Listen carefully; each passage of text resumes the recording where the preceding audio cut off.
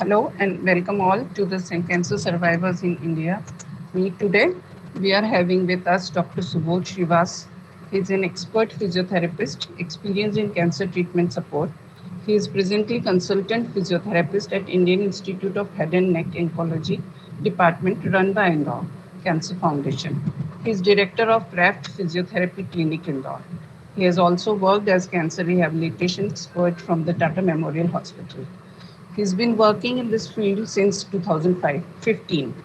He has conducted 6 workshops till the date. As we all know, lymphedema is the most bothering side effect of the cancer treatment, and so we need to pay attention to it. मतलब अगर हम ध्यान ना दें इस बात को तो ये बहुत विकराल रूप धारण कर लेता है. तो आइए आज हम डॉक्टर सुबोध से इस विषय पर जानकारी लेंगे और पता करेंगे कि क्या क्या चीज़ें करनी है. उसके पहले डॉक्टर सुबोध आपकी जानकारी के लिए ये cancer survivors of India group जो हमारा चलता है उसके मेंटोर्स हैं मेहुल, अमित एंड सावन. तो आपका मेहुल से इंट्रोडक्शन हो गया. Amit is also online. I don't know Sawan is there और नॉट, है ना. तो now over to you doctor Subodh. We are waiting to hear from you. Prateek भैया, आपके पास ईयरफोन है क्या? दो. Uma please mute yourself. Doctor Subodh you can start. Okay, can I share my screen now? या sure.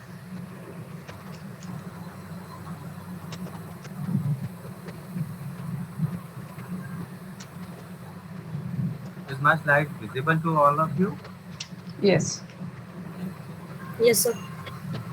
Okay, so let's talk about the lymphedema and its management after the breast cancer. My voice is clear ना? Yes, yes. Okay. जैसा कि ma'am आप lymphoedema के लिए इंदौर में काफ़ी अच्छा वर्क कर रहे हैं, तो मोस्टली आप सभी लोग लिम्फेडिमा के बारे में जानते ही होंगे, बट बहुत सी चीज़ें मैम छूट जाती हैं. तो आज हम कोशिश करते हैं उन चीज़ों को अपन कवर करें ताकि हम लिम्फेडिमा को और अच्छे से समझ के उसका प्रॉपर मैनेजमेंट कर पाएँ. ओके, तो lymphedema.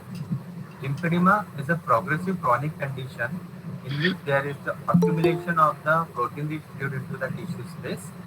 Mostly it is occurred due to the imbalance between the transportation and fluid production in the body. मतलब लिम्फेडिमा एक तेजी से बढ़ने वाली जटिल समस्या है जिसमें क्या होता है कि जो बॉडी में प्रोटीन रिच फ्लूइड बनता है वो बॉडी में एक्यूमुलेट होने लगता है, टिश्यू स्पेस के बीच में जमा होने लगता है. मोस्टली ये एक कारण से होता है कि इसका कारण ये होता है कि या तो बॉडी में उस फ्लूइड का प्रोडक्शन बहुत ज़्यादा हो रहा है और जितनी मात्रा में इसका प्रोडक्शन हो रहा है उतनी मात्रा में ये वापस वहाँ से ट्रांसपोर्ट नहीं हो पा रहा है. तो ये तो overall about the lymphedema. And यदि हम बात करें टाइप्स ऑफ लिम्फेडिमा की, तो there are 2 types of lymphedema, primary lymphedema and secondary lymphedema. Primary lymphedema mostly occur from by birth, ये जन्मजात लिम्फेडिमा होता है. Secondary lymphedema occur due to the damage to the lymphatic system by any types of surgery और trauma. हम इसके बारे में आगे डिस्कस करते हैं. एक प्राइमरी लिम्फेडिमा बहुत ही रेयर कंडीशन में होता है. अगर इंसिडेंस देखा जाए तो 6000 व्यक्ति में केवल एक व्यक्ति को इस टाइप का लिम्फेडिमा होता है. ये जेनेटिक इनहेरिटेड कंडीशन के कारण होता है जिसमें जेनेटिकली लिम्फेटिक सिस्टम में एब्नॉर्मलिटीज, डेवलपमेंटल एब्नॉर्मलिटीज होती है जिसकी वजह से ये एडिमा जो है होता है. हमारा लिम्फेटिक सिस्टम जो है, लिम्फ वेसल्स जो है प्रॉपर्ली वर्क नहीं कर पाती है जिसके कारण इसका ट्रांसपोर्टेशन जो है वो धीमा रहता है और एडिमा होता है. इसके उदाहरण के तौर पे देखा जाए तो कुछ एग्जाम्पल्स होंगे जैसे माइलरी डिजीज जो कंजेनाइटल लिम्फेडिमा होता है. बाय बर्थ बच्चा जन्म लेता है, बाय बर्थ उसको एडिमा पैरों में, हाथों में, बॉडी के अलग अलग पार्ट्स में देखने को मिलता है. वही मैगिस डिजीज जिसमें प्यूबर्टी के दौरान में एडिमा फाइंड आउट होता है. और कई बार कुछ कंडीशंस लिम्फेटिक सिस्टम जो है हमारा प्रॉपरली डेवलप नहीं हो पाता है, बट जैसे जैसे एज बढ़ती जाती है तो अप टू 35 की एज तक बॉडी में कहीं ना कहीं स्वेलिंग फाइंड आउट होती है जिसे हम लेट ऑनसेट ऑफ लिम्फेडिमा बोलते हैं, और या फिर इसे मेडिकल टर्मिनोलॉजी में लिम्फेडिमा टार्डा भी कहते हैं. तो this is all about the primary lymphedema. We talk about the secondary lymphedema. Secondary lymphedema जैसा मैंने बोला था कि सेकेंडरी लिम्फेडेमा एक्वायर्ड होता है, ये due to the damage to the lymphatic vessels होते हैं। और लिम्फेटिक वेसल्स किन कारणों से डैमेज हो सकती है यदि हम बात करें तो, जैसे कि कैंसर और उसके ट्रीटमेंट के दौरान में आप सभी जानते हैं कि कैंसर का ट्रीटमेंट होता है, जिस भी पार्ट का कैंसर का ट्रीटमेंट होता है उस पार्ट से रिलेटेड लिम्फ नोड्स को रिमूव कर दिया जाता है। लिम्फ नोड्स रिमूव होने की वजह से कैंसर का जो लिम्फेडिमा हो जाता है। लिम्फेटिक सिस्टम में इंजरी या ट्रॉमा हो चुका है, ये बेनाइन ट्यूमर है। ट्यूमर होने की वजह से अपना जो ट्यूमर जो है लिम्फेटिक वेसल्स को कंप्रेस करते हैं, इस वजह से लिम्फेटिक सर्कुलेशन डिस्टर्ब होता है, या फिर लिम्फेटिक वेसल्स को इन्फेक्शन हो चुका है। लिम्फो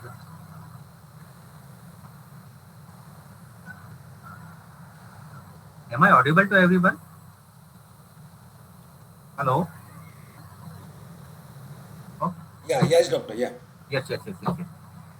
लिम्फेटिक वेसल्स में यदि इन्फेक्शन हो चुका है तो लिम्फेटिक ट्रांसपोर्ट सिस्टम डिस्टर्ब होगा, जिस वजह से जो है एडिमा होने के चांसेस बढ़ जाते हैं। वीनस सिस्टम यदि डिस्टर्ब हो गया तो वीनस सिस्टम डिस्टर्ब होने की वजह से लिम्फेटिक सिस्टम पर जो ट्रांसपोर्ट लोडिंग पड़ती है उस वजह से एडिमा डेवलप हो जाते हैं। एक फाइलेरियोसिस इन्फेक्शन होता है, जिसमें आप सभी ने कई लोगों के देखा होगा कि उनके पैरों में उनके जो पैर है वो हाथी के जैसे हो चुके, जिसे जनरल टर्मिनोलॉजी में एलिफेंटासिस भी कई लोग बोलते हैं। और एक और कारण होता है, जैसे यदि बर्न हो चुका है तो बर्निंग के बाद में लिम्फेटिक वेसल्स जो है बर्न आउट हो जाती है, जिसके कारण ट्रांसपोर्ट सिस्टम पूरा डिस्टर्ब हो जाता है, इस वजह से सेकेंडरी लिम्फेडेमा होते हैं। और भी बहुत सारे कारण है, यदि हम इस पर डिस्कस करेंगे तो आई थिंक समय की कमी हो जाएगी हमें।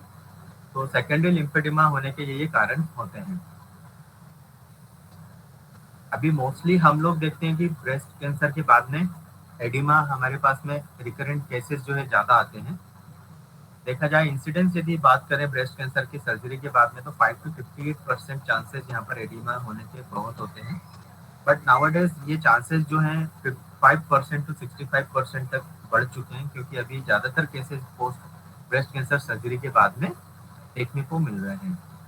And mostly breast cancer surgery के बाद में लिम्फेडिमा क्यों होता है, आप सभी लोग जानते होंगे कि जो एक्सिलरी लिम्फ नोड है, ब्रेस्ट से रिलेटेड जो एक्सिलरी लिम्फ नोड है वो रिमूव कर दिए जाते हैं। यदि वो रिमूव ना करें तो लिम्फ नोड्स के थ्रू जो कैंसर सेल्स है आगे ग्रो कर सकती है और बॉडी के अदर पार्ट्स में, अदर एरियाज में जो है कैंसर डेवलप कर सकती है। ताकि तो उस तरह की मेटास्टेसिस को रोकने के लिए एक्सिलरी लिम्फ नोड को रिमूव करना नेसेसरी होता है।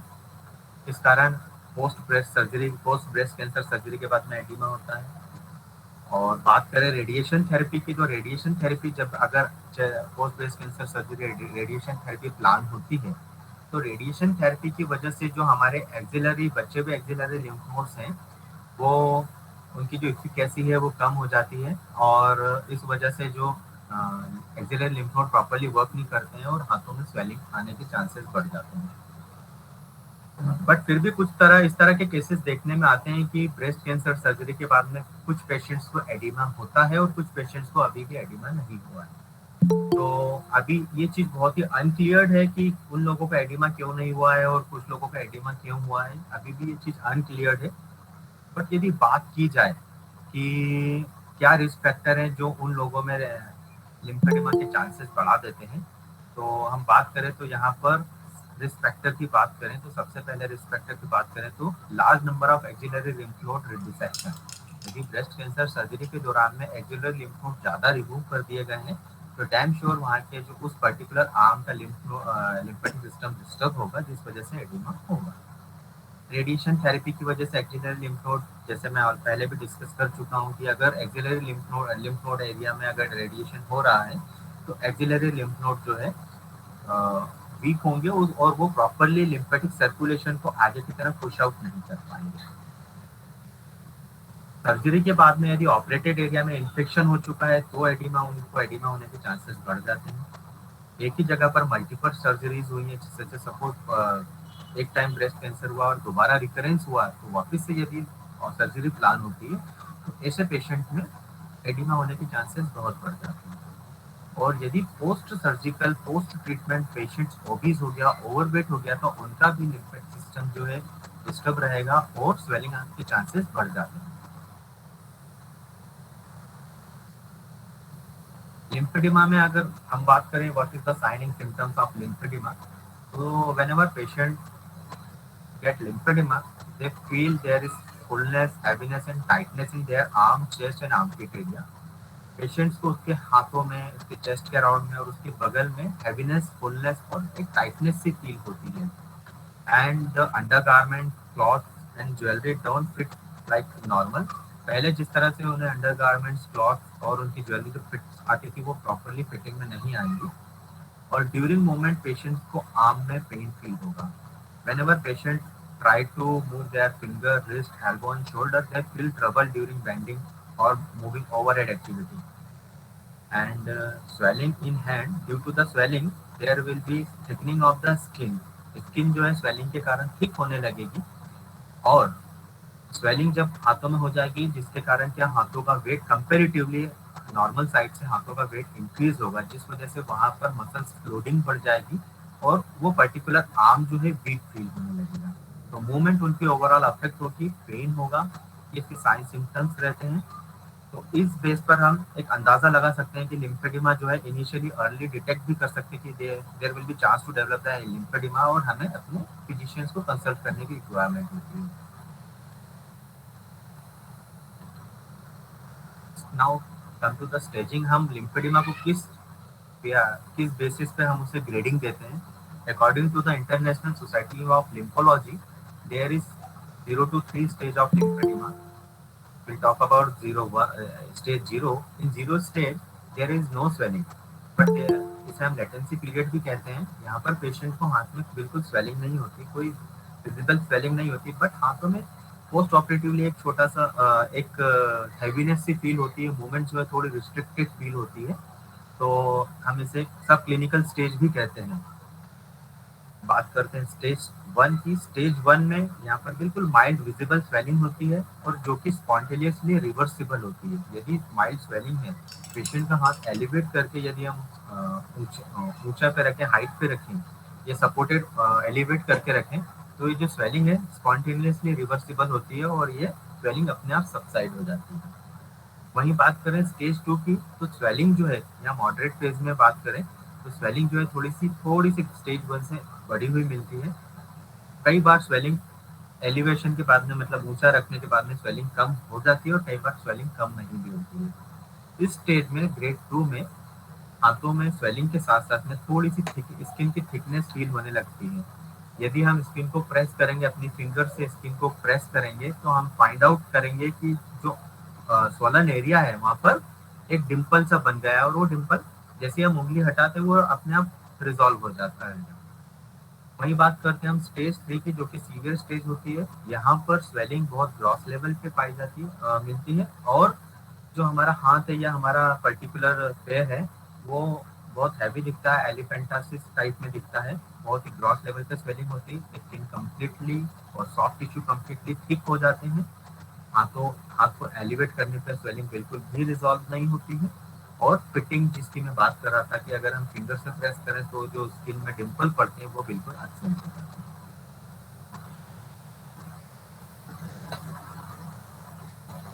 Okay. So how will we assess the lymphedema? There are 3 types of lymphedema assessment. One is medical assessment, special types of assessment, which will be laboratorical finding, and lymphedema assessment assessed by the rehabilitation team like occupational therapists, physiotherapists, and nursing staff. Medical assessment mostly done by the general practitioner. It is it is assessed by your oncophysician, and if they find out some symptoms, so they will prefer to go to the laboratory. और उसमें आप ultrasonography, colour Doppler, लिम्फेंजियोसिंटोग्राफी, CT scan, MRI और बायोइम्पेडेंस के through इसके कुछ special test होता है lymphoedema को फाइंड आउट करने में. और रिहेबिलिटेशन टीम में लिम्फेडिमा का असेसमेंट किस बेस पे होता है, we will discuss. Okay. In lymphedema assessment, there are 4 ingredients of lymphedema assessment: assessment of swelling, assessment of soft tissues and skin changes, and how severe of your lymphedema, and how much you have pain due to your lymphedema. If you talk about the assessment of swelling, अगर swelling को assess करें तो हमारे पास इस तरह की charting होती है। इसमें हम पेशेंट्स का जो लिम्ब है उसका मेजरमेंट इंच टेप के थ्रू करते हैं। उसमें इंच टेप के थ्रू में हम बात करें तो इंच टेप के थ्रू लिम्ब की जो सर्कमफेरेंस मेजर करते हैं। सबसे पहले हम उसके पाम एरिया में मतलब हथेली पर हम मेजरमेंट चेक करें, मेजरमेंट लेंगे कि कितना सेंटीमीटर उसका अफेक्टेड और अनअफेक्टेड दोनों साइड पर डिफरेंस आता है। फिर हम रिस्ट एरिया पर जस्ट बिलो द जो थंब के नीचे बोन फील होती है हम उसे स्टेरॉइड प्रोसेस कहते हैं। स्टेरॉइड प्रोसेस के ठीक लेवल पर हम वहाँ पर जिसे हम स्टार्टिंग पॉइंट कहते हैं यहाँ से लेकर हर 4 सेंटीमीटर के डिफरेंस पर हम मार्किंग करते चलते हैं। एंड सेम मार्किंग हम अनअफेक्टेड साइड पे भी करते हैं। तो दोनों साइड पर हम मार्किंग करके दोनों साइड का लिम्ब सर्कमफेरेंशियल मेजरमेंट करते हैं। हम लिम्ब वॉल्यूम डिफरेंस जो है फाइंड आउट करते हैं। एक तो लिम्ब मेजरमेंट सर्कमफेरेंशियल टेक्निक के थ्रू हम लिम्फेडिमा असेसमेंट ऑफ स्वेलिंग करते हैं। एक अनदर मेथड होती है जो वाटर डिस्प्लेसमेंट मेथड होती है। इसमें एक इस तरह का इंस्ट्रूमेंट होता है जैसा कि आप देख रहे हैं कि यहाँ पर एक ड्रम है, उस ड्रम में वाटर भरा हुआ है और ऊपर एक ट्यूब रहती है। जो आउटलेट रहता है वो ट्यूब जो है नीचे बकेट से कनेक्ट होती है। तो इसमें आप देख रहे हैं कि जो पेशेंट है उसका हाथ पूरा डिप कर दिया जाता है। इसमें पेशेंट का अफेक्टेड और अनअफेक्टेड दोनों लिम्ब को हम इसमें करते हैं एक एक करके। पहले हम अफेक्टेड लिम्ब को इसमें डिप करते हैं। तो जब हम पानी में हमारा हाथ डिप करते हैं तो आप देखेंगे कि यहाँ पर जो पानी भरा हुआ है वो ट्यूब्स के थ्रू आउटलेट के थ्रू यहाँ से डिस्प्लेस्ड होके इस नीचे जो बकेट है इस बकेट में कलेक्ट हो जाता है। सेम प्रोसेस हम वापस से बकेट को भरकर हम सेम प्रोसेस जो है अनअफेक्टेड लिम्ब को भी इसमें डिप करेंगे। और जब हम इसको डिप करते हैं तो हम दोनों के जो वाटर डिफरेंस लेवल है उस बेस पर हम इसकी जो लिम्ब वॉल्यूम है उसके वॉल्यूम डिफरेंस को हम फाइंड आउट कर लेते हैं।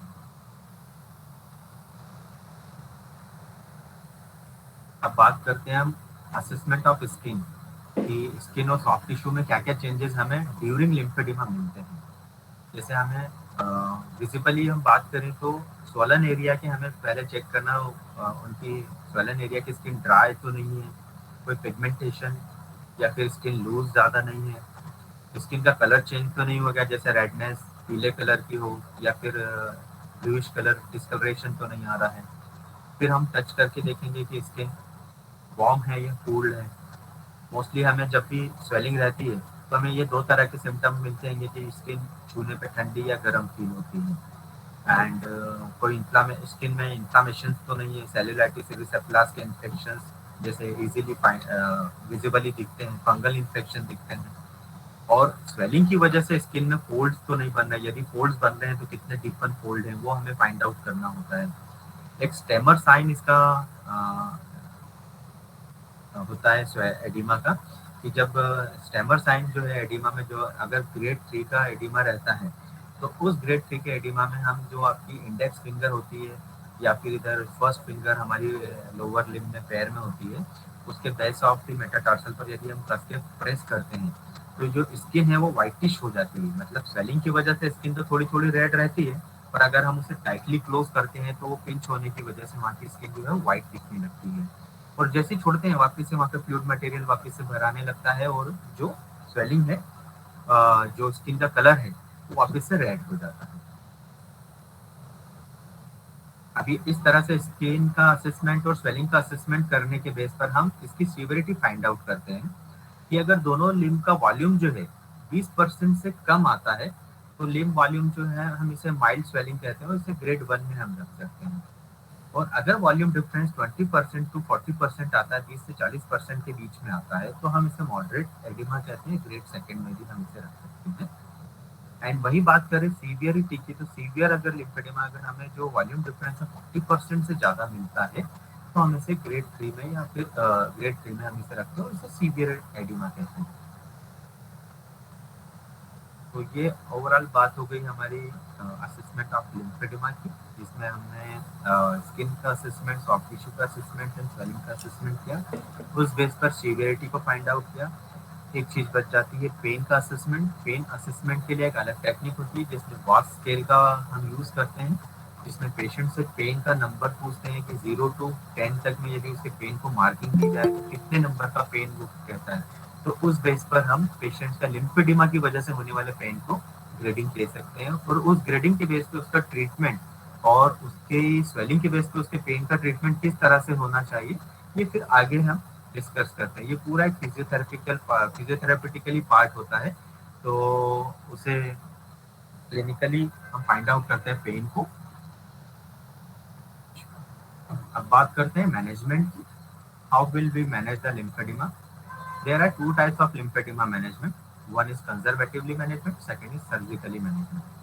Conservatively management now अभी तक सबसे सक्सेसफुल मैनेजमेंट है इस ट्रीटमेंट का। 60 to 70% इसकी सक्सेस रेट है, या अभी तो और भी ज़्यादा सक्सेस रेट कंजर्वेटिवली इसकी बढ़ चुकी है। अब जो कंजर्वेटिवली मैनेजमेंट की बात करें तो पूरी ये एक होलिस्टिक मल्टीडिसिप्लिनरी अप्रोच है, एक गोल्ड स्टैंडर्ड ट्रीटमेंट है in the world, that is complete decongestive therapy. And complete decongestive therapy जो है वो बहुत सारे पार्ट्स से मिलकर बनी होती है। इसके कुछ इंग्रेडिएंट्स होते हैं, जैसे यदि किसी पेशेंट का कंजर्वेटिवली लिम्फेडिमा मैनेज करना होता है तो उसका मैनेजमेंट किस तरह से करना चाहिए, उसके क्या पार्ट्स होते हैं। कि तो हम बात करें तो जैसे पेशेंट्स की कंप्लीट डिकंजेस्टिव थेरेपी में हमें स्किन केयर, पेशेंट की स्किन केयर करनी है। उसके बाद में इंटरमिटेंट न्यूमेटिक कंप्रेशन आईपीसी के थ्रू हम उसका मैनेजमेंट करते हैं। एक multilayer lymphoedema manual lymphatic drainage technique होती है, एमएलडी, जिसे हम शॉर्ट फॉर्म में एमएलडी कहते हैं। Compression therapy like bandages and stockings patients को अप्लाई की जाती है। एंड इन इस ओवरऑल ट्रीटमेंट के बाद में पेशेंट को ब्रीदिंग कंप्रेशन एक्सरसाइजेस परफॉर्म की जाती है। तो इसके थ्रू जो है पेशेंट का कंजर्वेटिवली लिम्फेडिमा मैनेज होता है। और वही बात करें सर्जिकली, तो सर्जिकली हम आगे डिस्कस करेंगे, जिसकी सक्सेस रेट थोड़ी कम है अभी। Come to skin care. अब यदि पेशेंट को एडिमा है तो उस पेशेंट की स्किन केयर किस तरह से होनी चाहिए। पेशेंट को डेली जो है अपना अफेक्टेड लिम्ब जो है लो पीएच सोप से वॉश करना चाहिए, फिर उसे ड्राई होने देना चाहिए। ड्राई होने के बाद में स्किन को पूरा ड्राई होने के बाद में इसके जो यदि एडिमा की वजह से स्किन फोल्ड्स बने हैं तो पूरे उसके स्किन फोल्ड्स में जो वाटर भरा हुआ रहता है कई बार उसे क्लीन करके उसको पूरा ड्राई करना चाहिए। फिर हमें वॉश करना चाहिए कि वॉशिंग के कारण कई कट्स तो नहीं आ गए हैं, कोई एब्रेशन तो नहीं हुआ है, या फिर उसे कुछ इंसेक्ट बाइट तो नहीं, किसी कीड़े वगैरह ने काट तो नहीं लिया है। क्योंकि ऐसा होता है तो फिर इन्फेक्शन ओपन एरिया होने की वजह से इन्फेक्शन होने के चांसेस बढ़ते हैं, जिससे स्वेलिंग आगे चलकर बढ़ सकती है। ऐसा पूरा ओवरऑल मॉनिटर करने के बाद में अफेक्टेड एरिया को जो है अफेक्टेड लेवल में ऑइंटमेंट अप्लाई करते हैं। और कभी भी ऑइंटमेंट सेंटेड प्रोडक्ट नहीं होना चाहिए, बिकॉज उसमें some amount of alcohol and कुछ केमिकल्स रहते हैं जो आगे चल के स्किन को ड्राई कर देते हैं, और ड्राई स्किन जल्दी क्रैक होती है। यदि स्किन क्रैक होगी तो जो एडिमा स्किन सबडर्मल स्पेस में है वो ऊज आउट होने लगेगा, जिससे इन्फेक्शन और ज़्यादा हो सकता है।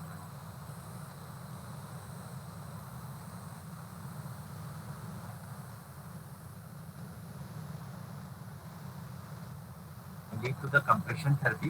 Compression therapy, we can give compression therapy by three methods: multilayer lymphedema bandaging, compression garment, और intermittent pneumatic compression.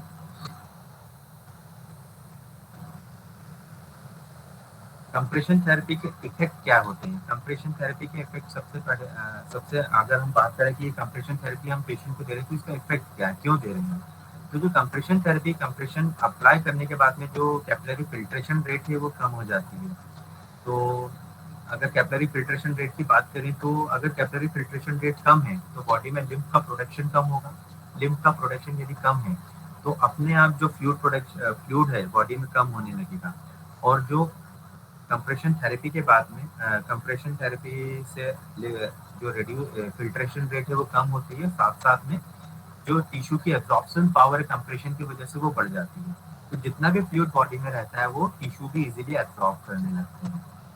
अगर फिल्ट्रेशन रेट कम है टिश्यू में और फ्लूइड इजीली एब्जॉर्ब हो रहा है तो फ्लूइड का एक्यूमुलेशन जो है इकट्ठा होने वाली प्रोसेस अपने आप कम हो जाती है, जिसके कारण क्या होता है आपकी मसल्स की, आपके सॉफ्ट टिश्यू की एफिकेसी बढ़ जाती है और पेशेंट फिजिकली डिपेंडेंट ना होकर इजीली इंडिपेंडेंटली अपने वर्क को परफॉर्म कर सकते हैं। जैसे हम बात करें मल्टीलेयर लिम्फेडिमा बैंडेजिंग की, तो जो मल्टीलेयर लिम्फेडिमा बैंडेजिंग होती है वो बैंडेजिंग के इफेक्ट बॉडी में क्या रहते हैं, ये कि जैसे हम बॉडी पेशेंट्स को मल्टीलेयर लिम्फेडेमा बैंडेजिंग करते हैं तो आप देखते होंगे कि जो स्वेलिंग की वजह से हाथ अनशेप्ड हो जाता है, वो उसके शेप को रिस्टोर करने में हेल्प करती है। साथ साथ में यदि स्किन में कोई चेंजेस है, हाइपरकेरेटोसिस है, पैपिलोमेटोसिस है, तो स्किन जो चेंजेस हैं वो उससे वापस टुवर्ड नॉर्मलाइज होने लगते हैं। और स्वेलिंग की वजह से यदि स्किन ओवरस्ट्रेच हो गई है तो कंप्रेशन, जो लिम्फेडेमा बैंडेजिंग का कंप्रेशन है, उस ओवरस्ट्रेच स्किन को नॉर्मल स्ट्रेचिंग पोजीशन में लाते हैं। कई बार पेशेंट को लिम्फेडेमा की वजह से लिम्फेटिक फ्लूइड मटेरियल जो है ooze आउट होने लगता है, बिकॉज स्वेलिंग यदि ज़्यादा होती है तो स्किन पोर्स ओपन हो जाते हैं और उस स्किन पोर्स में से कंटिन्यूली जो फ्लूइड मटेरियल है वो ooze आउट होने लगते हैं। तो बैंडेजिंग, यदि ऐसे पेशेंट को बैंडेजिंग की जाए तो उसका जो लिम्फोरिया है वो अपने आप सबसाइड हो जाता है, पेशेंट का ooze आउट कम होने लगता है और स्वेलिंग कुछ हद तक कम हो जाती है। और नेक्स्ट बात करते हैं कि जो हम इतना इतना बैंडेजिंग मटेरियल अप्लाई करते हैं, इसकी वजह से जो टाइटन स्किन है, सॉफ्ट टिश्यूज है, सबक्यूटेनियस टिश्यू है, वो सॉफ्टन होने लगते हैं।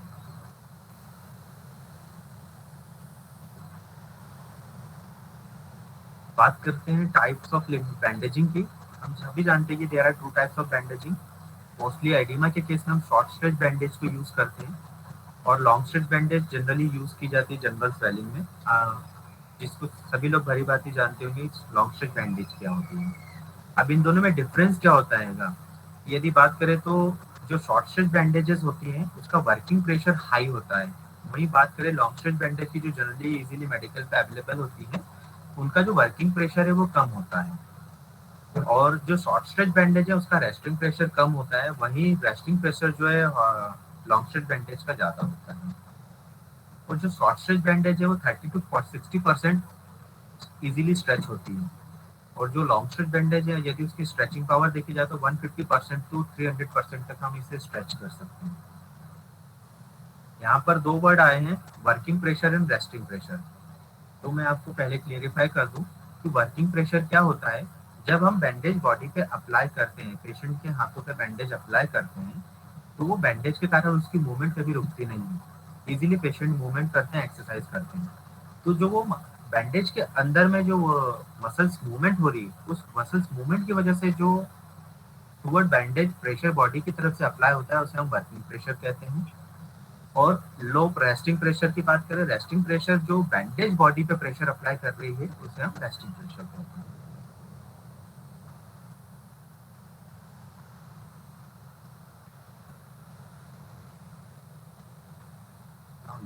Manual lymphatic drainage technique. Manual lymphatic drainage technique gentle manual technique होती है। कई लोग इसे मसाज से कोरिलेट कर लेते हैं, तो मोस्टली कई लोग इसे मसाज से साथ कोरिलेट करके कंफ्यूज हो जाते हैं और वो जनरली उसकी मसाज करवाने लगते हैं।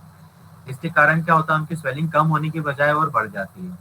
तो पहले क्लेरिफाई कर दे, it is not a massage, it is a gentle manual technique which encourage the fluid flow and it move the fluid away from the congestion high congestion area to the normal lymphatic area। तो इसमें mostly जो manual lymphatic drainage technique का जो direction होता है वो mostly जो आपके कंजेस्टेड एरिया से हम नॉर्मल जो लिम्फ नोड आपके जहाँ पर लिम्फ नोड अवेलेबल है उस डायरेक्शन में हम मैनुअली लिम्फेटिक ड्रेनेज टेक्निक देके हम उस फ्लूइड को ड्रेन आउट करते हैं। और मोस्टली इसे हम प्रॉक्सिमल एरिया से, मतलब ऊपर वाले एरिया से शुरू करते हैं, फिर धीरे धीरे ऊपर वाले एरिया से हम नीचे के एरिया पर चलते हैं। तो इसका ये डायरेक्शन होता है कि हमेशा हम पहले अपर पार्ट को ड्रेन आउट करते हैं, देन फिर हम डिस्टल पार्ट को ऊपर की तरफ लाके उसे फर्दर आगे की तरफ ड्रेन आउट करते हैं। अब बात करते हैं कि इफेक्ट ऑफ एमएलडी। एमएलडी जो हम करते हैं इसका इफेक्ट पेशेंट पे किस तरह से होता है।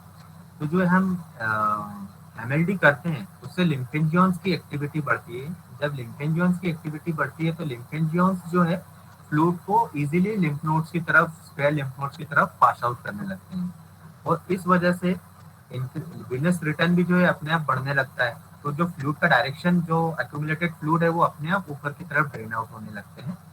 और एक जेंटल मैनुअल टेक्निक है, इस वजह से इसका एक सूदिंग इफेक्ट भी होता है। सूदिंग इफेक्ट होने की वजह से यदि पेशेंट को एडिमा के कारण पेन है तो पेन भी अपने आप सबसाइड होने लगता है। कई बार पेशेंट को एडिमा की वजह से न्यूरोलॉजिकल पेन होता है, क्योंकि एडिमा जब बढ़ जाता है तो वो हमारी पेरिफेरल नर्व को कंप्रेस्ड करने लगता है। तो उस तरह के कंप्रेशन में यदि पेशेंट को एमएलडी दी जाए तो पेशेंट को बहुत पेन में आराम मिलता है, पेशेंट का पेन डाउन होता है। और कुछ यहाँ पर लिम्फेडिमा की टेक्निक होती है, जैसे Goddard technique, Leduc technique, Foldi technique, FG guided manual lymphatic drainage technique होती है। तो ये डिफरेंट डिफरेंट टाइप्स की टेक्निक होती है जिनके डिफरेंट डिफरेंट कोर्स होते हैं, जो कुछ ही मेडिकोल जो है इसको कर सकते हैं।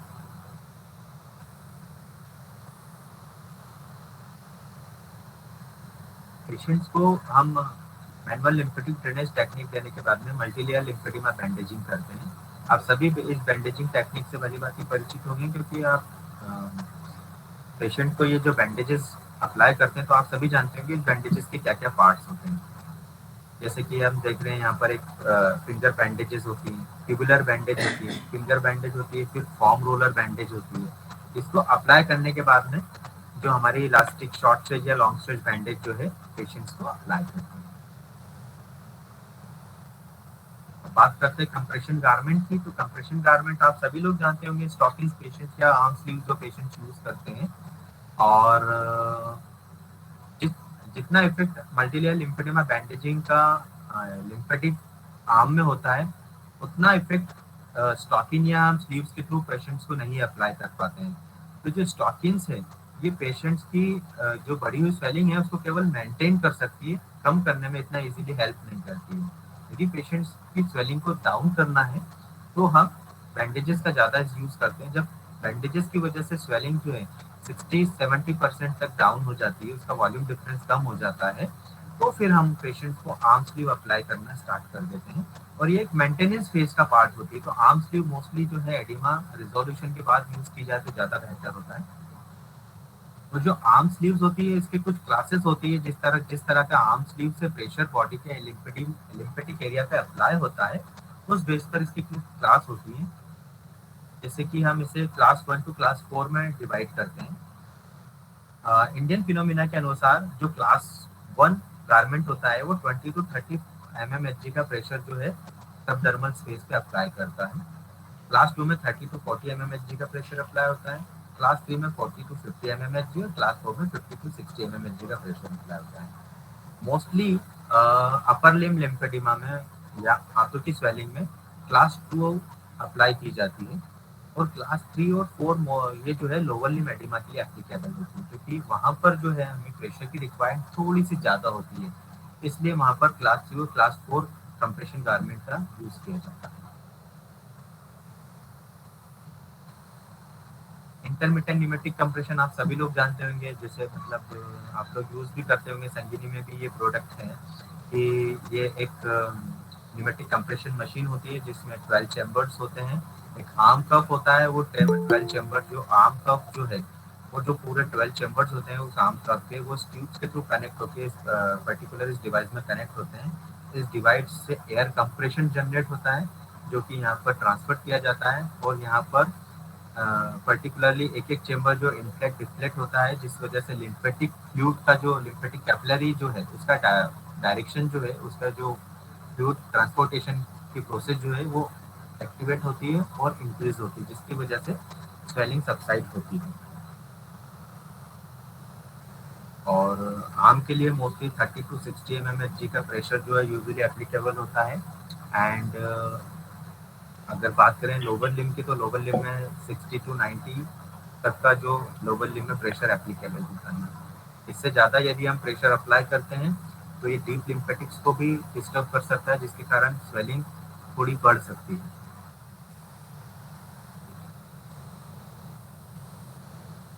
अब बात करते हैं सर्जिकल मैनेजमेंट ऑफ लिम्फेडिमा की। सर्जिकली यदि लिम्फेडिमा को मैनेज करने के लिए three types of surgery, debulking surgery and lymphovenous shunting, जिसे हम लिम्फोवेनस एनास्टोमोसिस भी कहते हैं, और लाइपोसक्शन सर्जरी के थ्रू लिम्फेडिमा को कई बार करेक्ट किया जाता है।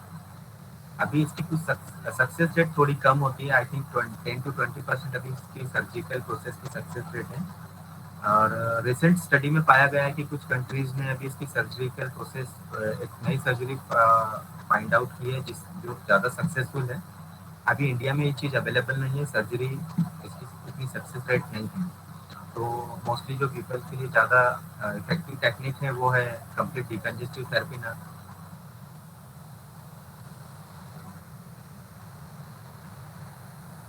डाउट?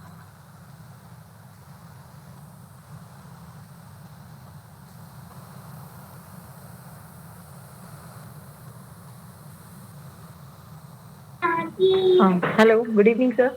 यस। जी सर, मुझे ये पूछना था इसमें वेट वगैरह का क्या रहता है कि वेट कितना उठाना चाहिए और एक्सरसाइज मतलब मैंडेटरी होती है बट कितना है कि मतलब बिना एक्सरसाइज के भी मतलब जिसको लिम्फेडिमा की प्रॉब्लम नहीं है वो यूजुअली सुनने में आती है कि वो एक्सरसाइज भी नहीं रहते करते लेकिन उनके मतलब वो एक्टिव रहते हैं उस हैंड से, तो ऐसा भी कुछ उसमें मिथ है क्या? मैम आज मैं चाहूँगा कि आप एक बार क्वेश्चन वापस रिपीट करें। जैसे आपको मेरी आवाज आ रही है? यस मैम, आप आवाज़ कोई कहता है कि मतलब किसी को लिम्फेडिमा की प्रॉब्लम नहीं है और वो कोई लोग बोलते हैं कि हम एक्सरसाइज नहीं करते हैं बट एक्टिव रहता है हमारा हैंड, तो कितना कंपल्सरीली होता है कि सभी को एक्सरसाइज करनी चाहिए? मैम कभी आपने कुछ केसेस ऐसे देखे हैं कि जिनको सर्जरी के ठीक बाद स्वेलिंग नहीं आई है, पर कुछ पेशेंट ऐसे होते हैं जिनको सर्जरी के 10 साल बाद, 15 साल बाद, कई लोगों को 20 साल बाद। अभी आज मेरे पास रिसेंट लास्ट वीक में एक पेशेंट आया था जिनकी सर्जरी 2003 में हुई थी और उन्हें एडिमा अभी डेवलप हुआ, उनको स्वेलिंग बिल्कुल नहीं थी। तो मैं यदि बात करूँ तो इसके लिए आपको थोड़ा सा बॉडी के एनाटॉमी को समझने की आवश्यकता है कि हमारी बॉडी में तीन तरह का सर्कुलेशन होता है। एक आर्टीरियल ब्लड सर्कुलेशन, एक वीनस ब्लड सर्कुलेशन और इनको सपोर्ट करने वाला लिम्फेटिक ब्लड सर्कुलेशन। तो आर्टीरियल ब्लड सर्कुलेशन जो है हार्ट से हमारा फ्रेश ब्लड लेके बॉडी के पार्ट्स को सप्लाई करता है। जब बॉडी के वो पार्ट्स उस ब्लड को यूज कर लेते हैं तो यूज होने के बाद में जो बचा हुआ ब्लड है, अनयूज्ड ब्लड है, वो वीनस सिस्टम के थ्रू टूवर्ड हार्ट और लंग्स और हार्ट चला जाता है। तो वेन्स के थ्रू यूज होने के बाद में वो ब्लड वापस टूवर्ड हार्ट जाता है।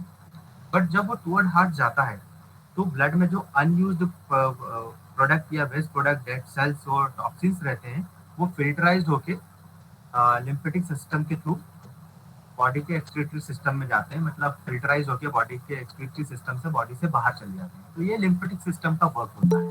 ठीक, तो आप कह रहे हैं कि कई लोगों को स्वेलिंग होती है, कई लोगों को नहीं होती है। तो उन लोगों का वीनस सिस्टम तब तक इफेक्टिव रहता है, जब इफेक्टिव रहता है तो वो उनको स्वेलिंग नहीं होती, मतलब उसके एसेसरी पार्ट्स जो है उसकी हेल्प करते हैं स्वेलिंग को सबसाइड करने में। वो एक्सरसाइज भी नहीं कर रहे हैं क्योंकि उनको स्वेलिंग नहीं है, बट आगे चल के उनको स्वेलिंग होगी। व्हेनेवर उनकी मसल जो है वीक होंगी तो उनकी ब्लड पंपिंग मैकेनिज्म डिस्टर्ब होगी। ब्लड पंपिंग मैकेनिज्म डिस्टर्ब होने की वजह से उनका venous system damn sure weak होगा और आगे चल के उनको स्वेलिंग होगी, जैसा मैंने रिसेंटली अभी अपने क्लिनिक पर देखा। तो ये मिथ है मैम कि अभी कुछ लोगों को होती, कुछ लोगों को नहीं होती, बट लेट होती है, चांसेस तो है मैम। अगर विनस सिस्टम अच्छा है तो बिल्कुल नहीं होगी। Okay, thank you so much sir. Yes, ma'am.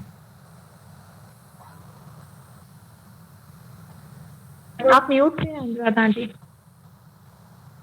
Ma'am आपकी आवाज नहीं है।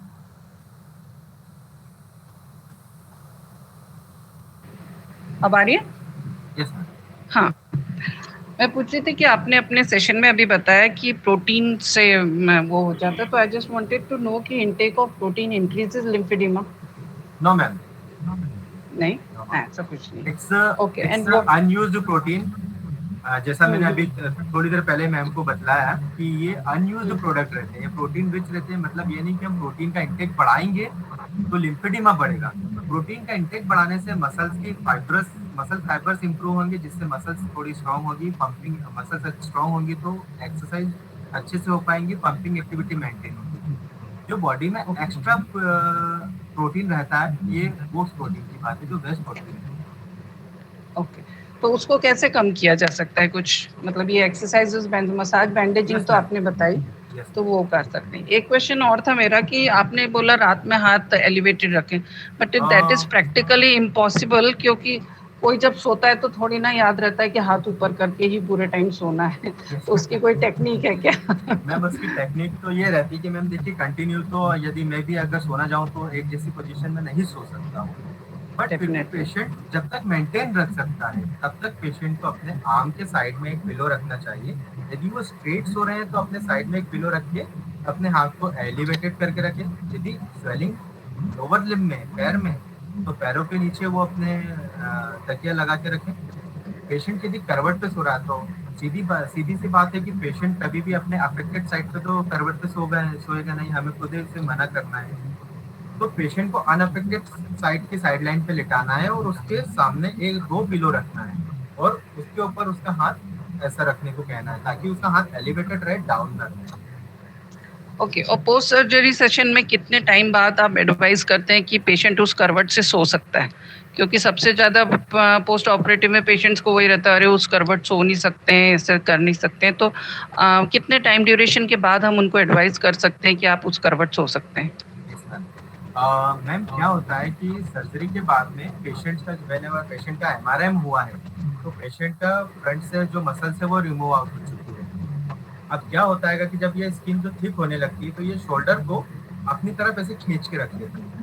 तो इसके बाद में पेशेंट को ये गाइड किया जाता है कि पेशेंट का जो शोल्डर है टुवर्ड थोड़ा आगे की तरफ मतलब मिस अलाइंड हो चुका है। तो उसके अलाइनमेंट को करेक्ट करने के लिए उसको ऐसी एक्सरसाइज प्रिस्क्राइब की जाती है जिससे वो हाथ को ज्यादा पीछे करके रखने वाले। आप भी एक्सरसाइज जैसे गाइड करते होंगे तो आप देखते होंगे कि आप इस तरह की एक्सरसाइज और ये एक्सरसाइजेस आप गाइड करते होंगे जिससे आपका शोल्डर जो है पीछे की तरफ रिट्रैक्ट होने लगता है। तो जो पेशेंट का मिस अलाइनमेंट है वो टुवर्ड अलाइनमेंट जाने लगता है तो हम इसका मतलब ये है कि जो उसकी रिट्रैक्टर मसल है वो स्ट्रांग हो चुकी है और उसकी जो एफेक्टर मसल है या प्रोटेक्टर मसल है वो उसकी रिलैक्स हो चुकी है। तो हम पेशेंट को गाइड कर सकते हैं। मोस्टली यदि पेशेंट अगर एक्सरसाइज पोस्ट ऑपरेटिवली अगर शुरू दिन से ही एक्सरसाइज करता है तो पेशेंट विद इन 2 मंथ इस पोजीशन में आ जाता है कि वो अफेक्टेड साइड पर करवट पे सो सकता है। और जो एक्सरसाइजेज है मैम ग्रेडेड होनी चाहिए, कभी भी मतलब सारी एक्सरसाइज एक साथ नहीं करना है। Post operatively within a week तो पेशेंट को हमेशा हाथ को जो है अप टू द शोल्डर ही एलिवेट करके मूवमेंट करवाएं। और कोई क्वेश्चंस हैं? Sir, like, Okay, sorry. Go ahead. Sir मैं कुछ बोलना चाहती हूँ। Yes ma'am. आप बोलिए। Hello hello. हाँ सर, कुछ एक्सरसाइज आप बताइए ना। एक्सरसाइज आप बताइए ना। हाँ रिगार्डिंग एडिमा। हाँ जी हाँ। देखिए एक्सरसाइज जैसे मैंने मैम से अभी बोला थोड़ी देर पहले बोला कि एक्सरसाइज ग्रेडेड फॉर्म में होनी चाहिए। इसे पोस्ट सर्जिकल की सर्जरी के ठीक 7 दिन बाद या 10 दिन बाद तक पेशेंट को जो अपना हाथ है जब तक stitches. Sir sorry to interrupt you, थोड़ा सा आप पीछे बैठेंगे तो एक्सरसाइज आप जो करेंगे वो थोड़ा क्लियर दिखेगा। Okay thank you so much. है ना। तो पेशेंट को एक्सरसाइज जब भी गाइड करते हैं तो पोस्ट सर्जिकली शुरू के 10 दिन तक तो पेशेंट को सारी मूवमेंट जो है up to the shoulder elevate करके रखने को बोलना है कि इससे ज्यादा हाथ की रेंज नहीं होनी चाहिए। जब उनके स्टिचेस ड्राई हो जाते हैं, रिमूव आउट हो जाते हैं तो पेशेंट को बोलना है कि धीरे धीरे उसके अनअफेक्टेड हाथ से अफेक्टेड लिम्ब को धीरे धीरे ऊपर एलिवेट करके लेके जाओ। जब उसका हाथ एलिवेट जितनी रेंज तक विद इन अ पेन होने के पहले वाली रेंज तक लेकर जाके थोड़ी देर होल्ड करके रखिए 4-5 काउंट। लाइक जैसे सपोज पेशेंट का हाथ इतना उठ रहा है तो अनअफेक्टेड हाथ से उसके सपोर्ट देके यदि पेशेंट करेगा तो उसकी रेंज अपने आप थोड़ी सी बढ़ जाएगी और पेन कम होगा। तो सपोज इस रेंज के बाद में पेशेंट को पेन हो रहा है तो थोड़ा सा डाउन हम रोकेंगे और 5 काउंट होल्ड करेंगे 1 2 3 4 5 एंड स्लोली डाउन। ठीक है। तो इस तरह से पेशेंट की लिम्ब एलिवेशन टेक्निक हम बढ़ाएंगे। पेशेंट को ये चीज तो फ्रंट से हाथ तो इजीली उठ जाता है पर अगर हम साइड से हाथ उठाने की बात करें तो साइड से हाथ नहीं उठता है। तो साइड से हाथ उठाने के लिए पेशेंट को हम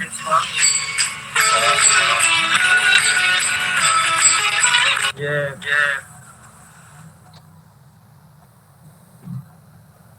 तो जब साइड से हाथ नहीं उठता तो पेशेंट को एक रॉड दे दी जाती है। उस रॉड को पकड़ के पेशेंट से कहते हैं कि रॉड के थ्रू अपने हाथ को साइड से ऊपर उठाने में हेल्प करें। क्या आप समझ पा रहे हैं इस टेक्निक को? सर नहीं समझ पा रहे हैं। 1 मिनट, मुझे 1 मिनट दीजिए, मैं 1 मिनट एक रॉड लेके आता हूँ तो आप इजीली समझ पाएंगे।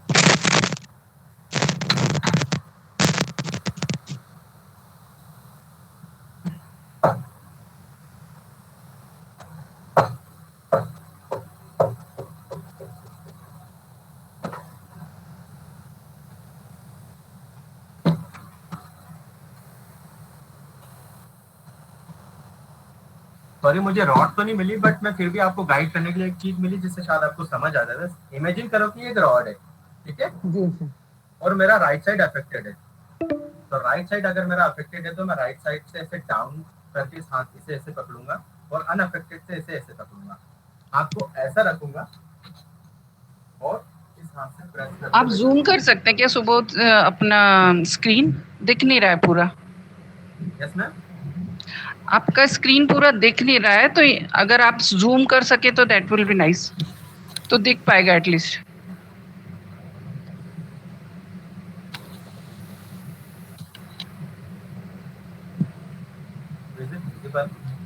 हाँ, अब आप कोशिश कर सकते। Yes yes. इस तरह से मैं अनअफेक्टेड हाथ से अफेक्टेड हाथ को ऊपर की तरफ साइड से ऊपर उठाने वाली एक्सरसाइज परफॉर्म करूंगा। फिर उसके बाद आप सभी जानते हैं कि वॉल लेटर टेक्निक होती है। फिंगर्स के तो हम वॉल पर अपने लिम्ब को मूव कराते हैं। तो हम ये तो मैडम ने भी बताया। फ्रंट से और साइड से हम करते हैं। पेंडुलर मूवमेंट्स होती हैं, है ना। फिर शोल्डर श्रग्स और बैक के ऐसे शोल्डर रिट्रैक्शन, ये टेक्निक, शोल्डर सर्कमडक्शन, ये सारी टेक्निक्स आप ऑलरेडी करते ही होंगे, है ना। जब हमारे अब ये इतनी एक्सरसाइज करने से क्या होगा, आपका हाथ इजीली जो है सभी डायरेक्शन में मूव करने लगेगा।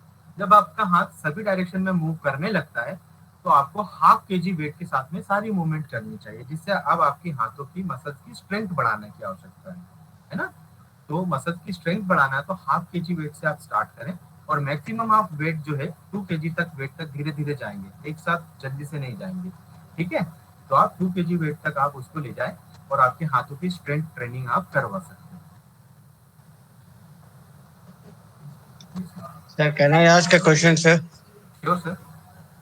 Hello. Sir, I was operated for oral cancer on 13th of December 2021, and now I have edema on my. Since my operation, I have edema on my chin, neck, and cheek side, sir, on the left side.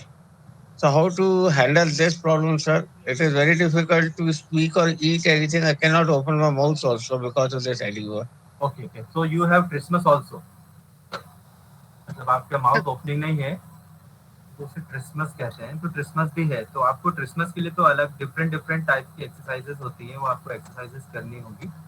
And जो आपके face पर oedema है उसे एक manual, जैसा अभी मैंने discuss करा मैनुअल लिम्फेटिक ड्रेनेज टेक्निक है, तो फेस की ड्रेनेज टेक्निक डिफरेंट होती है। हमें मोस्टली जैसे सपोज आप चिक में और आपके चिन एरिया में आप बतला रहे हैं, तो इसे आप इस यहाँ के लिए लिम्फ नोड्स जो है सब ऑरिकुलर स्पेस, मतलब कान के पीछे की तरफ जो लिम्फ नोड्स होते हैं, नेक पे जो लिम्फ नोड्स होते हैं, तो हम उस डायरेक्शन में हम पहले यहाँ से स्टार्ट करेंगे और बिल्कुल माइल्ड हम मसाज देकर हम इसको ड्रेन आउट करेंगे टुवर्ड हमारे सबऑरिकल एंड नेक एरिया के लिम्फ नोड पर। तो यदि हम इस तरह से मसाज करते हैं। But sorry sir to interrupt you, but the lymph nodes have been removed in my case, sir. सबऑरिकल लिम्फ नोड भी रिमूव हो चुके हैं? Yes sir. ओके, तो एक साइड रिमूव हुआ है? Sir, it is left side, sir. Left side. Left side remove हुआ, राइट साइड तो रिमूव नहीं हुआ होगा? No sir. आपके क्लेविकल जो हमारी कॉलर बोन होती है वहां पर सब क्लेविकुलर लिम्फ नोड्स होते हैं, वो तो रिमूव नहीं हुए होंगे? No sir, no sir. है ना। तो हम उसका डायरेक्शन हम ऐसे लिम्फ नोड्स की तरफ करेंगे जो अवेलेबल हो, ठीक। तो हम उसका डायरेक्शन हम टुवर्ड सब क्लेविकुलर लिम्फ नोड हम ड्रेन आउट करेंगे। और स्वेलिंग ज्यादा है तो फेस के लिए भी जो है कंप्रेशन मास्क आते हैंगे, जो कंप्रेशन गारमेंट जो वेंडर बनाते हैंगे इस चीज को, तो उनके पास फेस के लिए भी कंप्रेशन गारमेंट अवेलेबल है। ये एक मास्क की तरह होता है, तो आप उसका यूज करके आप इस स्वेलिंग को कम कर सकते हैं। साथ ही साथ में जैसे आपके माउथ ओपनिंग एक्सरसाइजेज हैं उसके लिए ऑरा बाइट्स आती है, जॉ स्ट्रेचर की आती है, आप इसका यूज करके आपके माउथ ओपनिंग को इंक्रीज कर सकते हैं। साथ में जो आपकी जॉ मसल्स हैं इसको आप हाथों से रिलीज दे के यहाँ की टाइटन मसल्स को आप लूज करके आप इसके रेंजेस को इम्प्रूव कर सकते हैं। Okay sir. Sir, last question sir. Can necrosis भी affect कर सकता है सर एडिमा को? Because मेरे को सर ये जब मेरा वो हुआ था रेडिएशन हुआ था उसके बाद मेरे को ऑस्टियो रेडियो नेक्रोसिस भी हो गया है और उसका ट्रीटमेंट तो चल ही रहा है सर, एंटीबायोटिक चल ही रहा है। एडिमा ऑस्टियो रेडियो नेक्रोसिस के कारण भी हो सकता है सर? बिल्कुल बिल्कुल हो सकता है। तो आप नेक्रोसिस का मैनेजमेंट भी आप देखें, जिससे भी आपकी जो एडिमा है वो सबसाइड होगा। Sorry, sir. अगर आप नेक्रोसिस का मैनेजमेंट करवा रहे हैं, नेक्रोसिस का मैनेजमेंट आपका चल रहा है, तो आप नेक्रोसिस के मैनेजमेंट के साथ ही आपके एडिमा में हेल्प होगी, आपका एडिमा सबसाइड होगा। अच्छा sir, okay sir. Sorry to interrupt, thank you actually sir, thank you sir. 5 minutes में मीटिंग एंड हो जाएगी। तो अगर आपकी कुछ क्वेरीज है, I will share the number आपका डॉक्टर सुबोध का, तो लोगों को जो क्वेरीज है उनको कॉल करके पूछ सकते हैं। तो क्वेश्चन दीदी, मैं मधुरा हाँ हाँ बोलो एक क्वेश्चन पूछना था फटाफट। कि आर्टिफिशियल लिम्फ नोड के लिए यानी क्या है इंडिया में? आर्टिफिशियल लिम्फ नोड जो अमेरिका में लगते हैं, Yes, तो ma'am. वो यहाँ पर लगते हैं कि नहीं लगते हैं, यानी मैम होता है अभी मैंने सर्जिकल पार्ट पे डिस्कस किया कि अभी इंडिया में इसकी सर्जरी आई थिंक हैदराबाद में हुई है, बट हाँ। उसका अपडेट नहीं आया कि कितना सक्सेसफुल हुआ है वो। तो जैसा आपने देखा, आपने भी सुना है कि अमेरिका में ये चीज हुई है और सक्सेसफुल भी हुई है। तो अभी इंडिया में बहुत ही जल्द इसका अपडेट आ जाएगा, तो आपको जल्दी न्यूज मिल जाएगा कि ये सक्सेसफुली सर्जिकली आप लिम्फ नोड आप काम कर सकते हैं। ओके मधुरा, और अपडेट देती हूँ मैं बाद में, क्योंकि कॉल खत्म हो जाएगा तो we want to end the session, है ना। तो thank you doctor Subodh, it was a wonderful session. I would request Mehul to please be online. Yeah. Hello, Yeah. एक छोटा सा टोकन देना चाहते हैं डॉक्टर सुबोध हम आपको CSI की तरफ से। Mehul please go forward. Yeah, thank you, Anuradha ji and doctor Subodh, आपने काफ़ी सारी इन्फॉर्मेशन शॉर्ट टाइम में दी, एंड डेफिनेटली जो भी सुन रहे हैं या जो ये रिकॉर्डिंग सुनेंगे, I'll ask them to send the queries to us, and I will ask Anuradha ji to forward them to you. मतलब whenever you are free, you can try to help answer them. So let me give you a small token, sir. Let me just share my screen.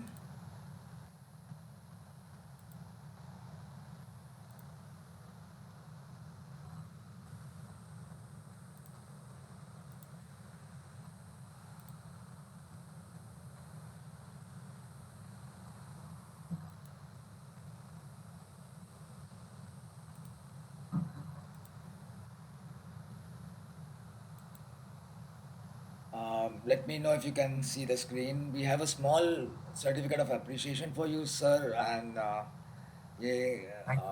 just to thank you for all that help and support you're giving. Thank you so much. Thank you so And much. feel How free. will get it? How will I get it, sir? I will ask Anuradha ji to email it to you, or Okay. we can send it Okay. out. So feel free to Okay. share it on social media or wherever you like. Yes. We look forward for more of your support. Sir, it will be very helpful for me. And अगर आप मुझे जो इसका YouTube की link भी यदि मुझे share करेंगे तो बहुत अच्छा बिल्कुल रहेगा। बिल्कुल, एक Social बार media once पे, I upload it, या I will अपने फिजियो ग्रुप में मैं इसे शेयर करना चाहूँगा। sure, sir. And definitely we look forward for more sessions with you. मतलब हम Yes, once sir. we know what's the other questions and all, we can focus on Definitely. those. Thank I'll you be so much. I'll always be there, sir. Thank you for your support, and it was great talking to you. Have a good day, everybody. Thank you. Good day to everyone. Thank you so much, sir. Thank you. Bye. Thank you, sir. Thank you so much, sir. Thanks very much. Thank you so much, sir and team.